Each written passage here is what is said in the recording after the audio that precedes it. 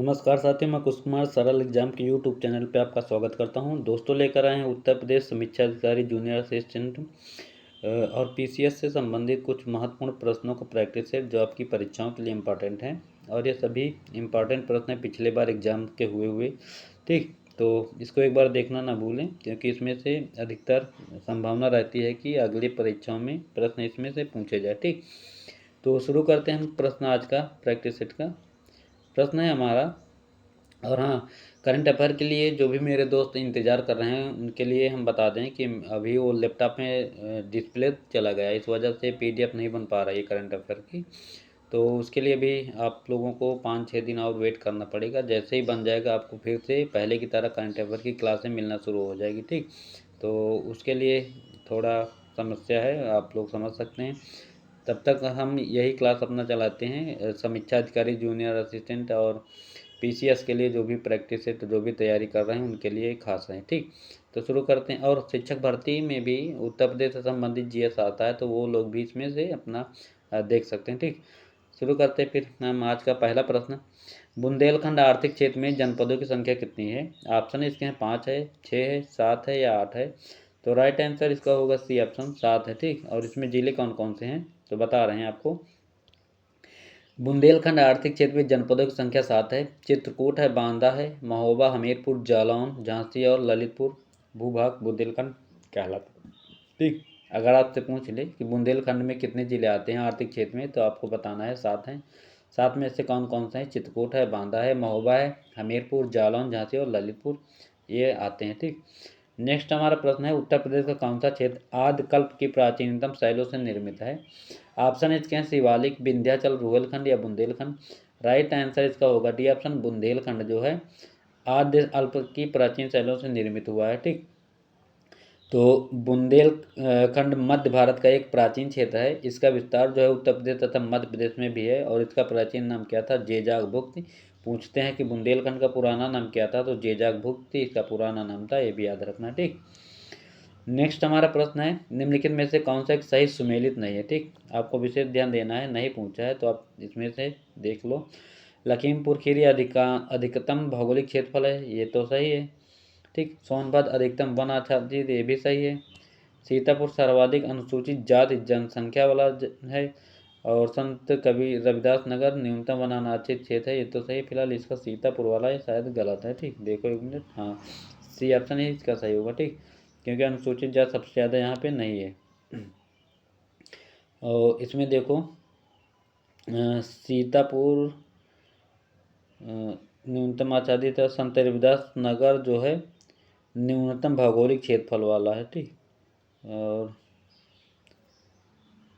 सीतापुर सर्वाधिक अनुसूचित जाति वाला जिला है, लेकिन सी सुमेलित नहीं, तो सी में तो सीतापुर आता है। इसमें तो वो गलत दिया है। फिर इसका मतलब संत रविदास नगर न्यूनतम अनाच्छादित क्षेत्रफल, तो संत न्यूनतम अनाच्छादित क्षेत्रफल संत रविदास नगर न्यूनतम भौगोलिक क्षेत्रफल वाला है। ठीक, इसमें फिलहाल कंफ्यूजन है, एक बार देख लीजिएगा। फिलहाल इसमें समझ में नहीं आता क्या था। अगला है, उत्तर प्रदेश के किस शहर को पूर्व का ग्रास के नाम से जाना जाता है? गोरखपुर, मुरादाबाद, बनारस या कन्नौज। तो पूर्व का ग्रास के नाम से जो जाना जाता है वो आपका पड़ेगा फिलहाल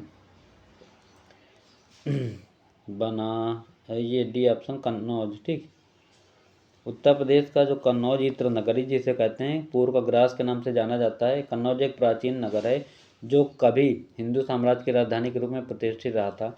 माना जाता है कि कान्यकुब्ज इसका पुराना नाम है। ब्राह्मण मूल रूप से इसी स्थान के रहने वाले थे, और सम्राट हर्षवर्धन के शासनकाल में कन्नौज अपने चरमोत्कर्ष पर पहुंच गया था और इसकी राजधानी भी थी। ठीक, और यह नगर गुलाब जल, इत्र एवं अन्य सुगंधित पदार्थ बनाने के लिए प्रसिद्ध है। वर्तमान कन्नौज शहर अपने इत्र व्यवसाय के अलावा तंबाकू के व्यापार के लिए भी मशहूर है। यहाँ मुख्य रूप से कन्नौजी भाषा बोली जाती है। ठीक, नेक्स्ट हमारा प्रश्न है, उत्तर प्रदेश का निम्नलिखित में से कौन सा जिला बुंदेलखंड क्षेत्र का हिस्सा है? तो अभी हमने बताया बुंदेलखंड का हिस्सा कौन सा है, महोबा है, जो 7 जिले पड़ते हैं, तो महोबा आएगा। ठीक, और चंदौली और रैया एटा ये सब इधर नहीं पड़ते हैं। नेक्स्ट है, इसमें देखो डिटेल बता दें तो ये देखो 7 जिले हैं, झांसी, बांदा, ललितपुर, हमीरपुर, जालौन, महोबा और चित्रकूट, ये सब आते हैं। ठीक, और ये क्या है कि उत्तर में यमुना नदी, दक्षिण में विंध्य पर्वत श्रृंखला, पूर्व में टोंस नदी तथा पश्चिम में बेतवा नदी स्थित है इसमें। आगे बात करते हैं, सूची को सुमेलित कीजिए और कूट का प्रयोग करके सही उत्तर देना है आपको। तो इसमें देखो, नंदा पर्वत है जम्मू कश्मीर, नंदा देवी सिक्किम है, कंचनजंगा उत्तराखंड। तो कंचनजंगा का जो संबंध है नंदा देवी है आपका उत्तराखंड में, ठीक। और कंचनजंगा सिक्किम में है और नंगा पर्वत जम्मू कश्मीर है, यानी कि 1 3 2 इसका राइट आंसर हो जाएगा आपका बी ऑप्शन, ये है, ठीक। नंदा देवी उत्तराखंड, नंगा जम्मू कश्मीर और कंचनजंगा सिक्किम में, ठीक। और आगे हमारा प्रश्न है,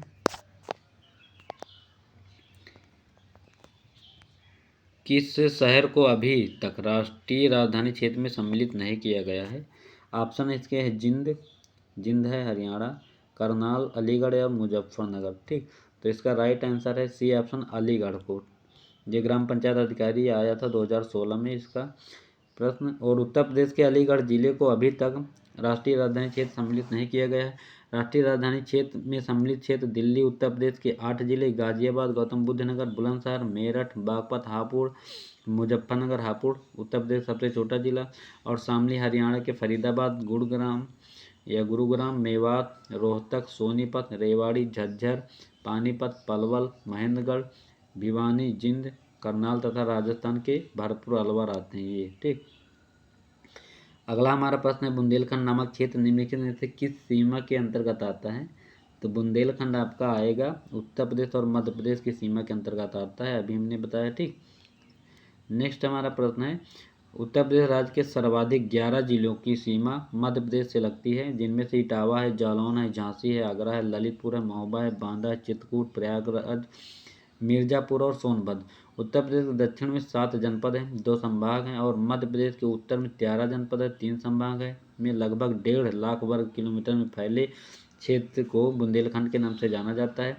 झांसी संभाग की बात करें तो झांसी संभाग में झांसी, ललितपुर और जालौन है।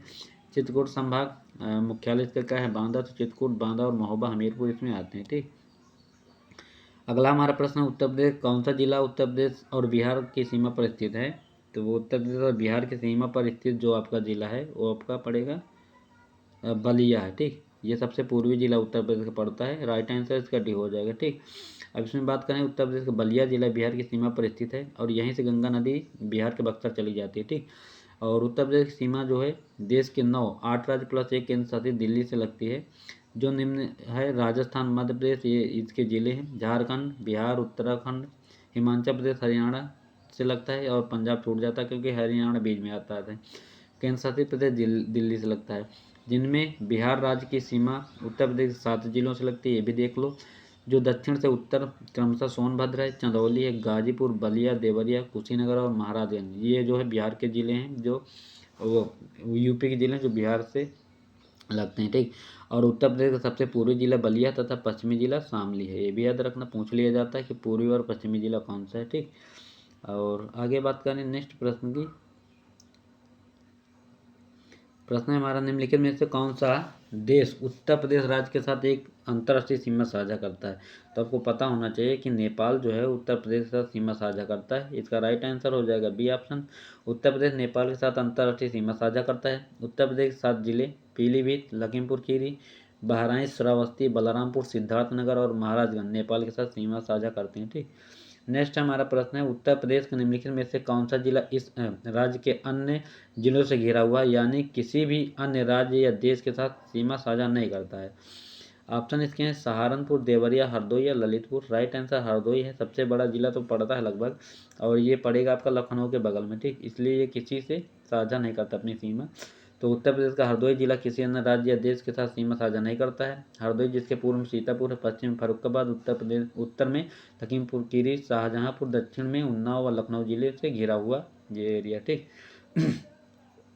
अगला हमारा प्रश्न है, और हाँ, हरदोई में पेंट की फैक्ट्री भी खोली जा रही है, ये भी याद रखना। और उत्तर प्रदेश के निम्न में से कौन से जिले की सीमा मध्य प्रदेश के साथ सीमा साझा नहीं करती है? तो उत्तर प्रदेश की सीमा जो है मध्य प्रदेश से नहीं लगती, ये आपका हो जाएगा डी ऑप्शन, अलीगढ़ है, जो अलीगढ़ का ताला ये नहीं लगता है। तो उत्तर प्रदेश के प्रयागराज, इलाहाबाद, मिर्ज़ापुर, आगरा है, इटावा है, झांसी, ललितपुर है, बांदा, चित्रकूट, सोनभद्र, जालौन आदि जिले मध्य प्रदेश राज्य से अपनी सीमा साझा करते हैं। जबकि उत्तर प्रदेश के अलीगढ़, सहारनपुर, शामली, गौतम बुद्ध नगर, मथुरा, बागपत ये सभी जिले हरियाणा राज्य के साथ अपनी सीमा साझा करते हैं। ठीक, अगला है हमारा उत्तर प्रदेश की भौगोलिक सीमा सर्वाधिक राज्यों को स्पर्श करती है। तो निम्नलिखित में से कौन सा राज्य इनमें शामिल नहीं है? तो उत्तराखंड, उड़ीसा, मध्य प्रदेश, झारखंड। तो उड़ीसा जो है ये इससे सीमा साझा उत्तर प्रदेश नहीं करता, ठीक, ये दूर पड़ता है उससे। तो आपको पता है 9 राज्य और एक केंद्र शासित दिल्ली है। तो ये राज्य कौन कौन से है? उत्तराखंड, हिमाचल प्रदेश, दिल्ली केंद्र शासित और हरियाणा, राजस्थान, मध्य प्रदेश, छत्तीसगढ़, बिहार तथा झारखंड ये सीमा साझा करता है उत्तर प्रदेश से। ठीक, नेक्स्ट हमारा प्रश्न है, इसकी कुछ जलवायु से संबंधित प्रश्न है, तो लाओ इनमें डिस्कशन कर लें। निम्नलिखित प्रकारों की मिट्टी में से किस एक की बुंदेलखंड क्षेत्र में प्रचुरता है? काली कपास मिट्टी, जलोढ़ मिट्टी, केरल मिट्टी या विंध्यन मिट्टी। तो काली कपास मिट्टी जो है ये पड़ेगी आपको बुंदेलखंड में, कपास की खेती के लिए प्रसिद्ध है, ठीक, क्योंकि ये उधर के एरिया एमपी के हैं। तो बुंदेलखंड क्षेत्र में मुख्यतः 2 प्रकार की मिट्टी पाई जाती है। काली मिट्टी में 2 वर्ग की मिट्टी पाई जाती है, काबर और मार। तो इस तरह की मिट्टी में जल धारण क्षमता बहुत अधिक होती है और उत्पादन क्षमता भी अधिक होती है। ठीक, इसमें बिना जुताई वाली मिट्टी भी इसको कहते हैं और सूखने पर ये कठोर भी हो जाती है। तो लाल मिट्टी, इस मिट्टी को राकर और यरुआ 2 समूह विभक्त किया जा सकता है और इस मिट्टी में जल धारण क्षमता एवं उत्पादन क्षमता बहुत कम होती है। इस मिट्टी की बृहद संरचना के कारण इसमें भूकटाव बहुत अधिक होता है, ठीक, जैसे बालू मिट्टी। उत्तर प्रदेश के भाबर क्षेत्र में निम्नलिखित में से कौन सी मिट्टी पाई जाती है? तो ये प्रश्न पूछे जाते हैं एग्जाम में अधिकतर। महीन जलोढ़, दलदली, कंकरीली, पथरीली या भूर। तो राइट आंसर इसका हो जाएगा सी ऑप्शन, कंकरीली पथरीली वाली मिट्टी होती है भाबर क्षेत्र में। और उत्तर प्रदेश के भाबर क्षेत्र में कंकरीली पथरीली मिट्टी पाई जाती है, ये तराई क्षेत्र पड़ता है उत्तराखंड के एरिया में। ठीक, उत्तर प्रदेश में लाल मिट्टी मुख्यतः पाई जाती है। लाल मिट्टी आपका जो इधर जुड़े हुए हैं आपका राजस्थान की तरफ से, ये मिर्ज़ापुर और झांसी इधर एमपी के एरिया में लगते हैं ना, तो यहाँ पे लाल मिट्टी आपकी पाई जाएगी, सी ऑप्शन इसका सही हो जाएगा।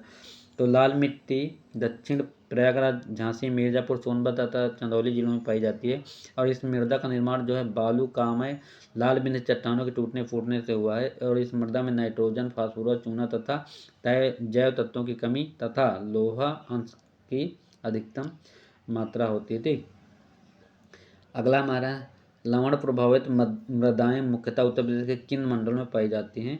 ऑप्शन है आगरा एवं अलीगढ़, मेरठ एवं मुरादाबाद, बस्ती एवं गोरखपुर और झांसी एवं चित्रकूट से। तो इसका जो आपका राइट आंसर होगा, एक मिनट,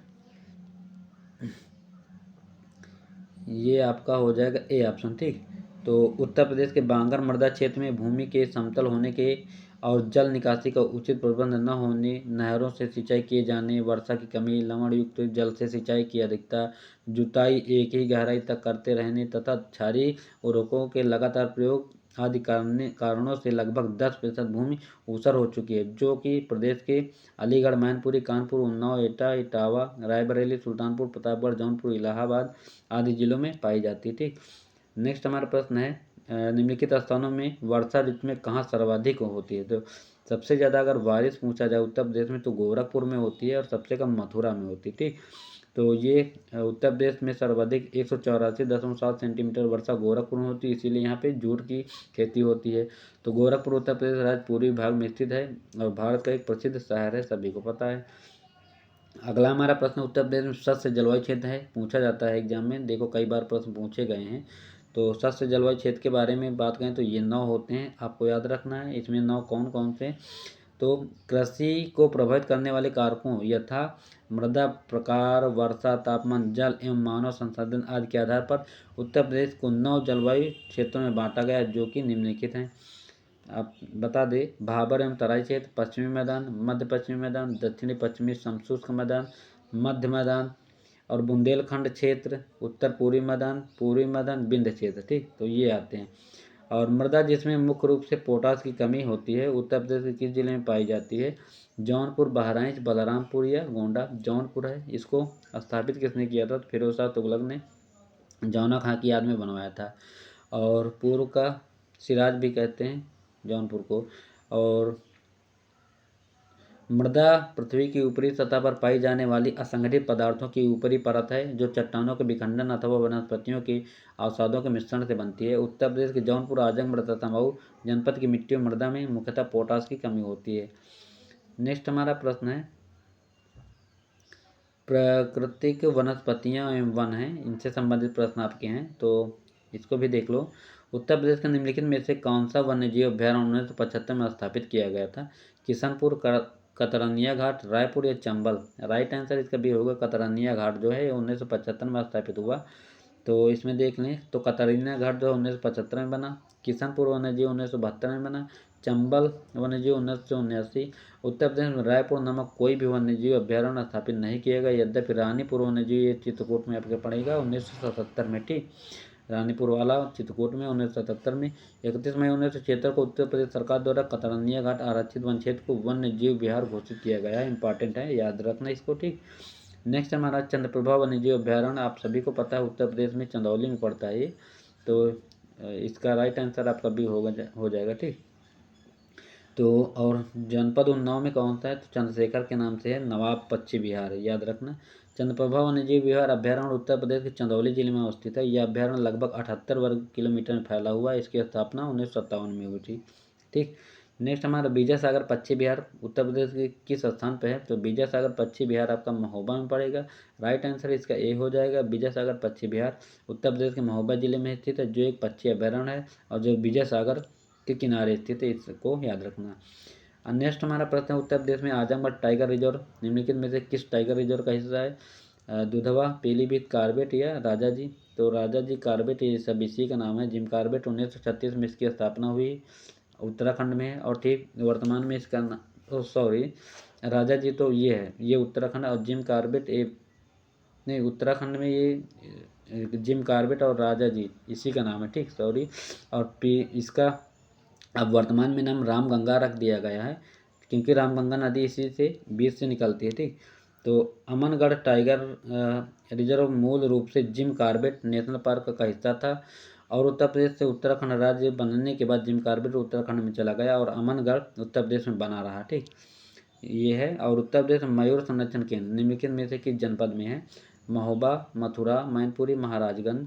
तो राइट आंसर इसका हो जाएगा मथुरा में है। ठीक, क्योंकि वहाँ श्री कृष्ण थे, तो श्री कृष्ण क्या के जो पक्षियों से प्यार करते थे, गाय हैं, जानवर हैं, जो भी हैं, और मोर भी इनका प्रतीक था ना, तो इसलिए मथुरा में बना, याद रखना ऐसे करके। मोर का पंख भी लगाते थे ना अपने सर पे। नेक्स्ट है हमारा इसमें प्रश्न, तो उत्तर प्रदेश के मथुरा वृंदावन जनपद में मयूर संरक्षण केंद्र बना है, ये देखो दिया ना। आगे बात करते हैं, युग्म को सुमेलित करना है। महावीर स्वामी अभ्यारण्य जनपद ललितपुर, लाख बहोसी जनपद कन्नौज, किशन वन्यजीव अभ्यारण्य जनपद बलरामपुर और कैमूर मिर्जापुर में। तो आपको बता दें इसका सी ऑप्शन सही हो जाएगा। इधर देख लो मिलान किसका कहाँ है। ठीक, तो महावीर स्वामी अभ्यारण्य ये ललितपुर में है और लाख बहोसी अभ्यारण्य जनपद कन्नौज में है, किशनपुर है जनपद लखीमपुर खीरी और कैमूर है मिर्जापुर एवं सोनभद्र में। ठीक, नेक्स्ट है दुधवा राष्ट्रीय उद्यान उत्तर प्रदेश के निम्नलिखित में से किस जनपद में? तो दुधवा राष्ट्रीय उद्यान जो है लखीमपुर खीरी में पड़ता है, इसका भी ऑप्शन आपका सही हो जाएगा। ठीक, और मोहना और सुहेला नदी के बीच 775 वर्ग किलोमीटर वन क्षेत्र रूप में 1861 में आरक्षित किया गया। 1977 में सरकार ने लखीमपुर खीरी जिले के 614 वर्ग किलोमीटर क्षेत्र में दुधवा राष्ट्रीय उद्यान के रूप में आरक्षित घोषित किया और दुधवा से लगभग 30 किलोमीटर दूर स्थित एक अन्य आरक्षित क्षेत्र किशनपुर अभ्यारण्य एवं कतरनिया घाट को मिलाकर 1987 में दुधवा टाइगर रिजर्व बना है। ठीक, और ये नेपाल के साथ अपनी सीमा भी साझा करता है। निम्नलिखित में से कौन सा वन्यजीव अभ्यारण्य उत्तर प्रदेश में स्थित नहीं है? किशनपुर, सुरहा, ताल, कतरनिया घाट या कलेश्वर? तो कलेश्वर जो है ये किशनपुर वन्यजीव अभ्यारण्य इसका राइट आंसर। एक मिनट, कौन सा वन्यजीव अभ्यारण्य उत्तर प्रदेश में स्थित नहीं है? तो इसका राइट आंसर आपका डी होगा। ठीक, कलेश्वर ये वाला, डी नहीं है। क्योंकि किशनपुर उत्तर प्रदेश के लखीमपुर खीरी में है और किशनपुर दुधवा राष्ट्रीय उद्यान की शाखा अभी मैंने बताया। और कतरनिया घाट ये आपका उत्तर प्रदेश के बहराइच में पड़ेगा, इसको याद रखना। और सुरहा ताल आपका कहाँ पड़ेगा, तो ये बलिया जिले में है। इसे 1991 एक पक्षी अभ्यारण्य घोषित किया। लेकिन जो कलेसर है ये आपका हरियाणा के यमुनानगर जिले में स्थित है और इसे 8 दिसंबर 2003 को राष्ट्रीय उद्यान घोषित किया गया था। ठीक, तो ये थे आज के हमारे कुछ इंपॉर्टेंट महत्वपूर्ण प्रश्न उत्तर प्रदेश से संबंधित थे, जो आपकी परीक्षाओं के लिए इंपॉर्टेंट है। और इसको एक बार देख लेना क्योंकि इंपॉर्टेंट प्रश्न है इसमें। तो उम्मीद है कि यह वीडियो आपको पसंद आया होगा और ज़्यादा से ज़्यादा लोगों तक शेयर करें, जिससे मुझे मोटिवेशन मिलता रहे। और क्लास अच्छी लगे तो लाइक और सब्सक्राइब करना ना भूलें। Thanks for watching this video. Thank you, bye सभी को।